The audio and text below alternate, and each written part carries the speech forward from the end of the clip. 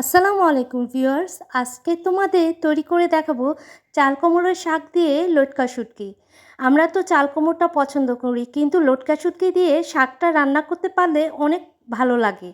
তো দেখা যাক, এখানে আমি চাল কুমড়োর শাকগুলো ধুয়ে একটা চালনির মধ্যে চেলে নিয়েছি যাতে পানিটা ঝরে যায়।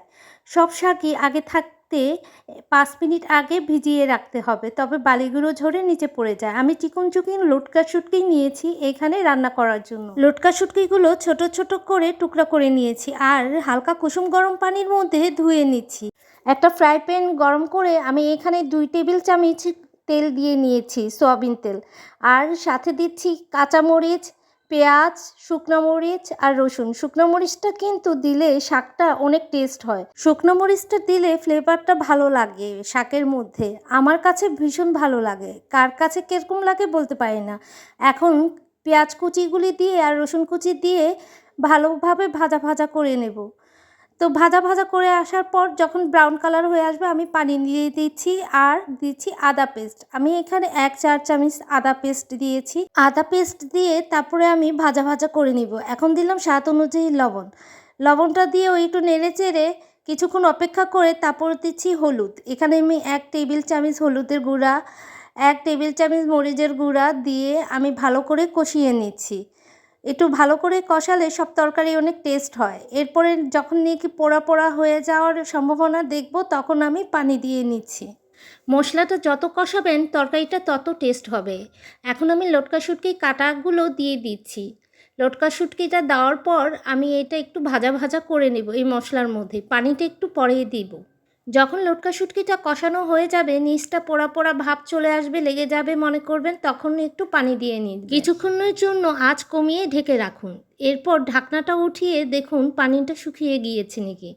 যখন নাকি আঠালো আঠালো ভাব চলে আসবে, পানিটা একটু শুকিয়ে গিয়েছে, তখনই আপনি শাকগুলো দিয়ে দিবেন। ছোট সময় শুটকির গন্ধ পেলে মাকে বলতাম, কি রান্না করছো, গন্ধ।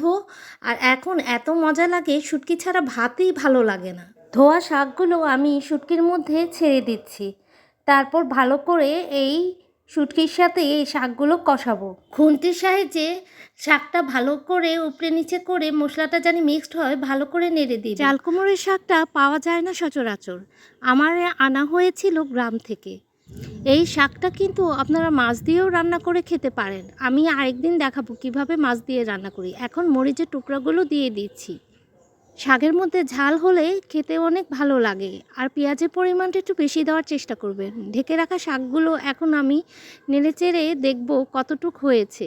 এই যে দেখেন আঠালো ভাব চলে এসেছে আর সুন্দর একটা সবুজ সবুজ ভাব চলে এসেছে। শাকটার মধ্যে পানিটা শুকিয়ে এসেছে, শাকগুলো সিদ্ধ হয়ে গিয়েছে। অনেক টেস্ট হয় এই শাকটি। আপনারা বাসায় কিন্তু সত্যি একদিন ট্রাই করে দেখবেন। তো ডাঁটাগুলো আমি একটা উঠিয়ে দেখলাম যে হয়েছে কি না, হয়ে গিয়েছে। আমার কাছে কেন জানি মনে হলো আর একটু পানি শুকালে ভালো লাগবে, তো আমি একটু ঢেকে দিচ্ছি। ঢাকার পর আমি যখন নাকি উঠিয়ে নিলাম, তখন দেখলাম পানিটা শুকিয়ে গিয়েছে। সুন্দর একটা কালার এসেছে আর ফ্লেভারটাও অনেক সুন্দর এসেছে। তো আমি একটা বাটির মধ্যে তরকারিটা বেড়ে নিচ্ছি। আপনারা গরম গরম ভাতের সাথে এটা খেতে পারেন। তো আপুরা, আমার ভিডিওটা যদি ভালো লেগে থাকে প্লিজ একটা লাইক কমেন্ট করবেন। আমি ছোট ছোট ভিডিও তৈরি করি আপনাদের জন্য, আপনাদের ভালো লাগার জন্য। ভালোবাসা থেকে আমি ছোট ছোট ভিডিও আপলোড করতে উৎসাহিত হই। আসসালামু আলাইকুম।